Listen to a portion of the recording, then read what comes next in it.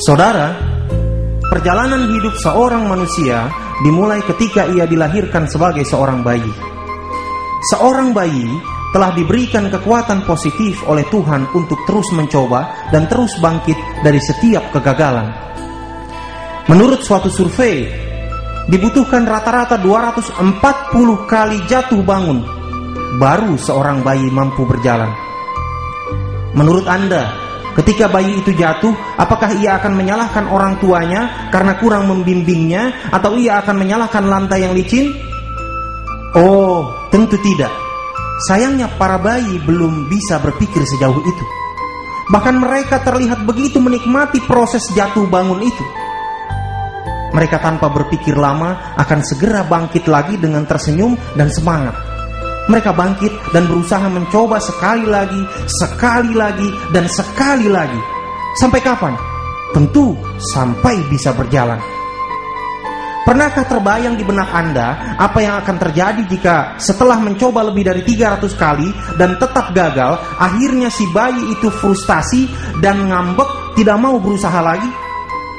Hasilnya adalah dia tidak akan pernah berjalan seumur hidup.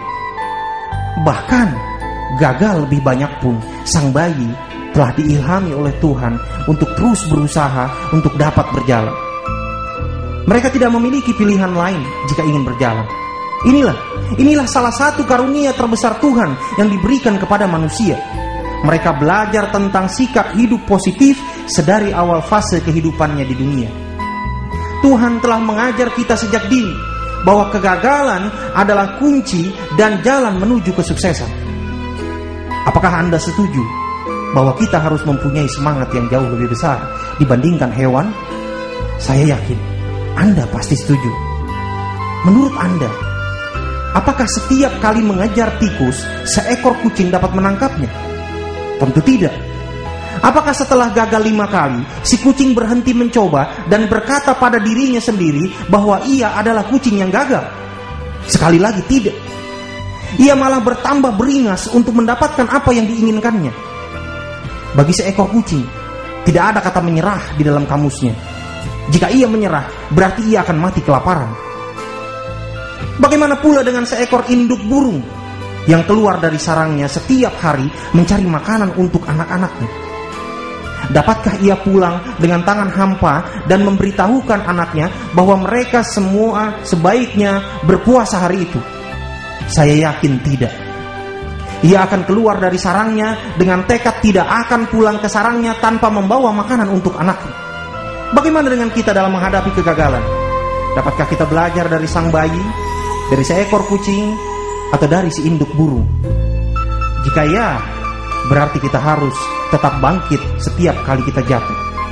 Berapa kali? Sampai berhasil tentunya. Setiap kali Anda bertemu kegagalan, katakanlah dengan antusias, saya telah bertambah dekat dengan kesuksesan. Dalam salah satu penelitian yang dilakukan oleh para oceanografi, disimpulkan bahwa hanya ada 4% kerang yang memiliki mutiara. Sekali lagi, hanya ada 4% kerang yang memiliki mutiara. Jika Anda mengambil 100 kerang dengan tujuan mendapatkan 4 mutiara, maka Anda akan membutuhkan puluhan kali kegagalan sebelum menemukan keempat kerang berisi mutiara tersebut. Kebanyakan orang berhenti setelah berusaha beberapa kali saja dan akhirnya tidak menemukan mutiara. Banyak orang yang mengaku sudah berusaha tapi gagal. Namun faktanya, mereka berhenti sebelum beberapa kali mencoba. Segelintir orang saja yang akan tetap berusaha walau belum menemukan mutiara di kerang yang ke-96. Orang seperti ini, dia akan menemukan kerang secara berturut-turut pada 4 mutiara yang akan dia buka selanjutnya. Banyak orang yang tidak mengetahui usaha di balik keberhasilan orang-orang sukses, menyebut mereka sebagai orang-orang yang beruntung, bernasib baik. Padahal kalau kita lihat ke belakang, keberuntungan itu terjadi setelah mereka melalui semua kegagalan yang diperlukan guna mencapai kesuksesan. Faktanya, banyak orang yang mundur ketika baru saja mengalami beberapa kali kegagalan dan tidak bersedia melanjutkan perjuangan menghadapi kegagalan-kegagalan lain yang akan muncul. Berikut ini saya akan ceritakan kepada Anda tentang orang-orang yang telah tercatat dengan tinta emas sejarah dunia sebagai raja-raja kesuksesan. Banyak orang yang tidak tahu bahwa mereka juga adalah raja-raja kegagalan.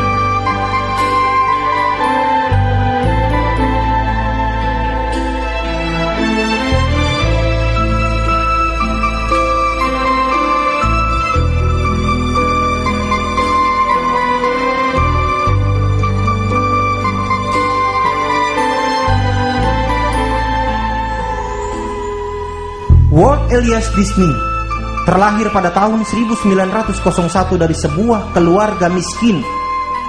Ayahnya memiliki sebuah percetakan koran lokal yang dikerjakannya sendiri bersama dengan Walt dan kakaknya.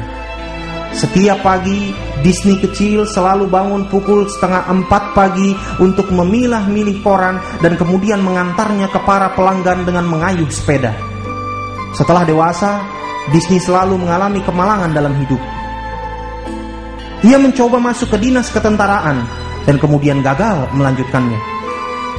Ia mencoba melamar ke berbagai perusahaan, tapi tidak ada satupun yang berkenan menerimanya. Hingga suatu saat, ia harus menumpang tidur malam di emperan sebuah bengkel kecil dengan beralaskan sebuah koran lusuh.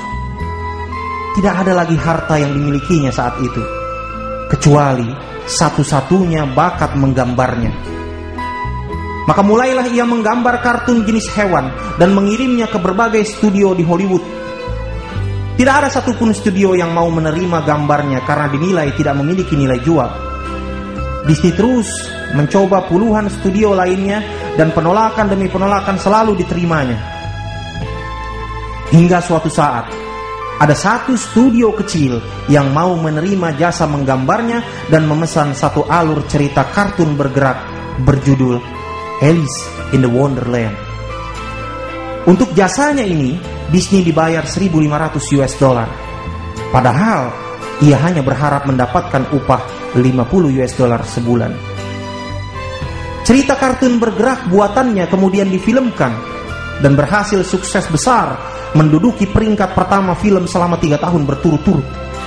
Dengan keberhasilannya ini, Walt Disney kemudian mendirikan studio sendiri dan menciptakan tokoh-tokoh kartun penting yang memberikan kesuksesan besar baginya. Tokoh-tokoh seperti Donald Duck, Mickey Mouse, dan Pluto. Ia juga menciptakan tokoh-tokoh seperti Snow White, Cinderella, Peter Pan, dan Bambi. Dari sinilah Walt Disney kemudian mendedikasikan dirinya seutuhnya untuk kebahagiaan anak-anak sedunia dan mendirikan The Disneylands. Soichiro Honda melalui masa mudanya sebagai seorang montir di sebuah bengkel di Jepang. Suatu ketika, ia menemukan ide untuk membuat suatu ring piston dan menjualnya ke Toyota Corporation. Pekerjaannya ditolak Toyota karena dianggap tidak memenuhi standar perusahaan. Kemudian ia mencoba lagi berbagai model dan akhirnya menemukan suatu model yang dapat diterima oleh Toyota. Selanjutnya ia bermaksud mendirikan pabrik sendiri untuk memenuhi permintaan Toyota. Tetapi karena Jepang sedang mempersiapkan perang, ia tidak diberikan semen oleh pemerintah. Apakah ia menyerah? Tidak. Ia dan timnya kemudian menemukan proses untuk membuat semen dan menggunakannya untuk mendirikan pabrik. Dalam masa perang, pabrik tersebut terkena 2 kali ledakan bom yang menghancurkan hampir semua fasilitas penting. Honda mencoba mendirikan kembali pabrik tersebut dengan mengumpulkan semua kaleng bensin dan menyatukannya hingga akhirnya berdirilah kembali pabriknya. Tetapi berikutnya gempa datang sehingga pabriknya rata dengan tanah. Krisis ekonomi melanda Jepang akibat Perang Dunia Kedua, maka Honda mengalami kebangkrutan total dan jatuh melarat. Berdiam diri di rumah selama beberapa saat, Honda kemudian mengikatkan sebuah mesin pada sepedanya dan jadilah ia sebuah sepeda bermotor. Benda tersebut menarik minat banyak orang yang melihatnya. Akhirnya pesanan melonjak tak tertampung Itulah awal mula kerajaan Honda Motor Company. Kini hampir semua jalanan di kota-kota di seluruh dunia dinamaikan oleh kendaraan bermerek Honda. Dalam salah satu acara televisi ESPN, ditayangkanlah suatu interview di mana seorang mega bintang olahraga mengisahkan tentang perjalanan karirnya. Dia berkata, "Lebih dari 3.000 kali saya diberikan kepercayaan untuk menyerangkan bola ke jaring lawan, namun saya gagal melakukannya. 26 kali saya diberikan kepercayaan oleh tim saya untuk melakukan tembakan terakhir yang menentukan saat pertandingan final, dan saya pun gagal.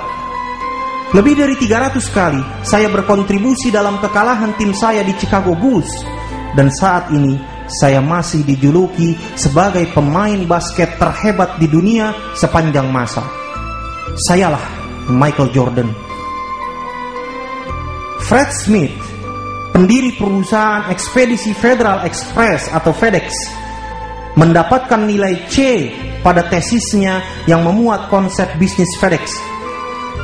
Ia mendapat cemoohan dari profesor pengujinya yang menyatakan bahwa konsep bisnis Fred terlalu mengada-ada dan tidak visible. Dalam perkembangan setelah itu, Fred kemudian mencoba merealisasikan konsepnya dengan mendirikan Federal Express, walaupun dalam kondisi serba kecil-kecilan. Pada hari pertama operasinya, Federal Express bermaksud untuk mengirimkan 167 paket, namun mereka hanya mampu mengirim 7 buah paket saja. Bahkan 5 dari 7 paket itu mereka kirim untuk karangan mereka sendiri, dan hanya 2 yang benar-benar dikirim untuk umum. Apakah Fred Smith menyerah? Tentu tidak. Kini semua orang di seluruh dunia sangat mengenal Federal Express, yang merupakan pionir dalam industri ekspedisi barang dan merupakan perusahaan terbesar di industrinya hingga hari ini. Wright bersaudara memulai ide besarnya untuk menciptakan pesawat terbang pada tahun 1893. Semua orang yang mengetahui hal ini tertawa geli dan menganggap mereka gila, karena sebelumnya mereka hanya bekerja sebagai montir sepeda. Bagaimana bisa seorang montir sepeda menciptakan sebuah pesawat terbang?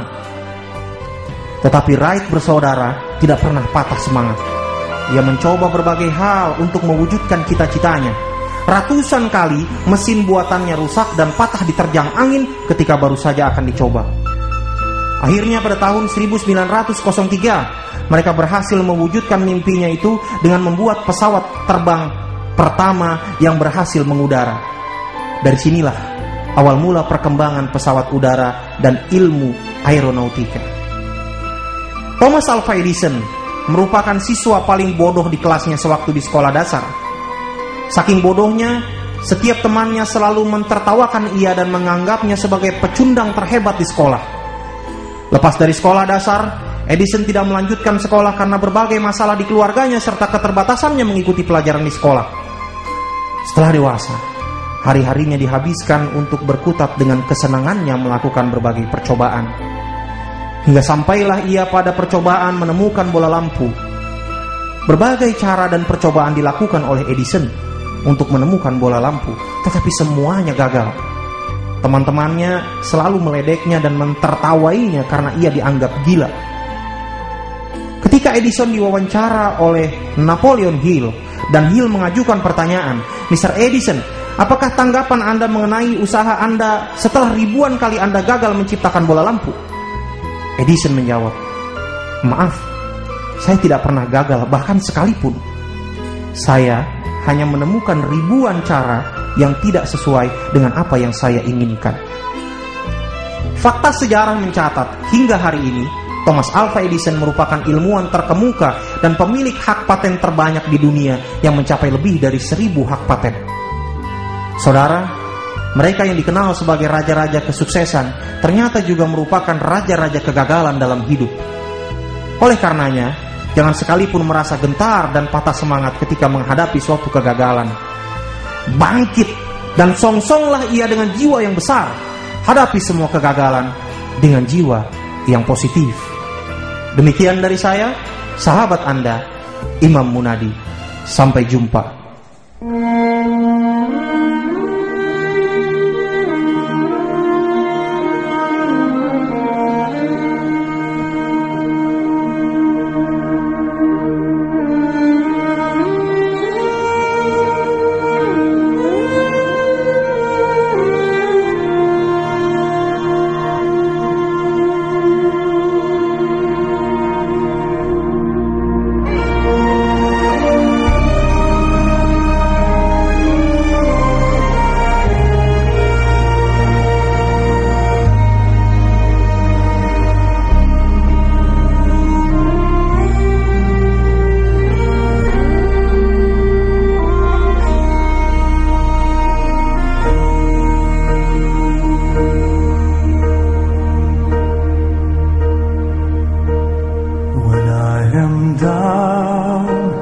and oh my soul so weary.